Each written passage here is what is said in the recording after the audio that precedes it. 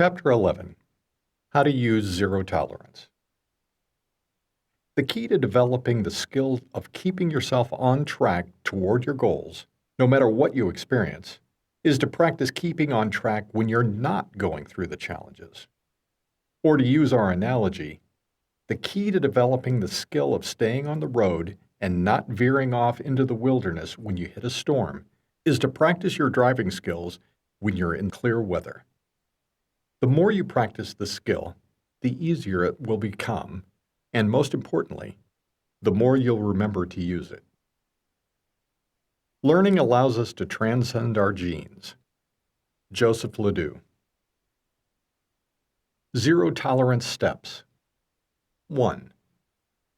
Notice the negative thought or feeling and remind yourself that no matter how small or harmless it seems, it's like seeing one small cockroach. If you allow it to run around unchecked, it will bring its friends and family. 2. Answer that small thought or feeling using logic rather than emotions. Ask yourself, what would I say to a friend who was feeling this way, or said those words? What would I say to a child I'd adopted, who had the same childhood I had, who was expressing this feeling or thought? When you answer, say the same to yourself. 3. Choose your focus in that moment. Flick the switch from stress chemicals to feel-good chemicals in that moment. Start with thinking of your favorite color.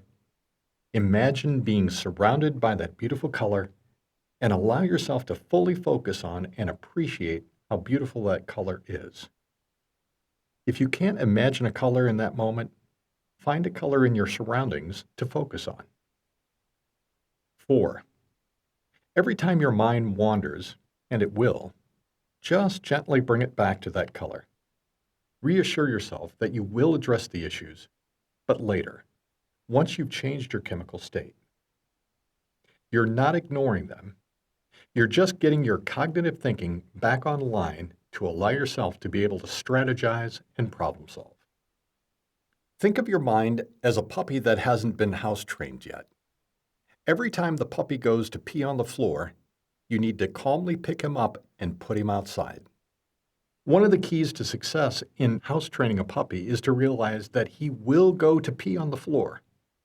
And when you take him outside, you know that he's probably going to try to pee on the floor again and again until he's fully trained.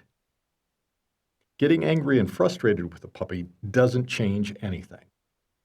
In fact, it may make the puppy more stressed, which means he may take longer to become house-trained because his brain will go into survival mode in response to your angry, frustrated reaction and be incapable of making those new neural connections.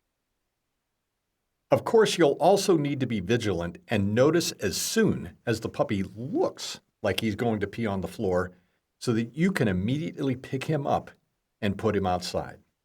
The longer you wait, the more mess you'll have to clean up. Your mind is the same. The calmer you are in gently bringing your mind back to that beautiful color, the easier it will be to make those new neural connections. And the earlier you catch it, the less mess you'll need to clean up, which means the quicker and easier you'll be able to change your chemical and therefore your emotional state. 5. Play one or more new childhood memories. The bookmark memories in Chapter 13 are very effective for this purpose. As I write this, Mother's Day was last Sunday here in America. Last Thursday, Steve and I were on our way to visit Steve's parents for an early Mother's Day celebration. I'd cooked a meal, we had flowers and a card for Steve's mother, and we were so looking forward to the evening. Afterward, we were going to see our niece play in the school band for the first time. Throughout the day, there seemed to be a vague background melancholy. Although it wasn't strong, I now knew better than to ignore it. Step 1 of zero tolerance. Notice the negative thought and remind yourself of zero tolerance. So I answered it with, nothing bad is happening right now. We're going to have a lovely time at dinner and at the concert when we see everyone. Step 2 of zero tolerance. Answer the negative thought or feeling using logic. I then chose my focus in that moment. I imagined being surrounded by purple, and I thought of all the things I was looking forward to. Step 3 of zero tolerance. Choose your focus. The feeling was reduced to neutral, and I mentioned it to Steve. He asked if it's possible that the feeling arose because of the connection of celebrating Mother's Day and the fact that my own mother had passed away 2 years ago. He suggested that I imagine we were driving to see my mum for Mother's Day, and instantly I felt a surge of feel-good chemicals. Immediately I felt that lift in the way I was feeling. I knew we weren't going to see my mum. She still died 2 years ago, but just imagining we were on our way to see her for Mother's Day resulted in my brain triggering feel-good chemicals, which completely changed how I was feeling. Now, if this had all happened in the past, as soon as Steve asked me if my feelings might be about Mother's Day, and even when he suggested that I imagine we were going to see my own mum, I would have allowed my mind to automatically go down the road of regret, pain, and how much I miss her. I would have allowed my mind to focus on the fact that she's no longer here, that I no longer have a mother to celebrate Mother's Day with. I would have allowed my mind to focus on that loss, how sad it is, and how much I wish she were here. I would have allowed my mind to wander off to the I wish and why didn't I? I would have gone to the memories of not making it in time before she died and regretting not going earlier and all the other negative roads.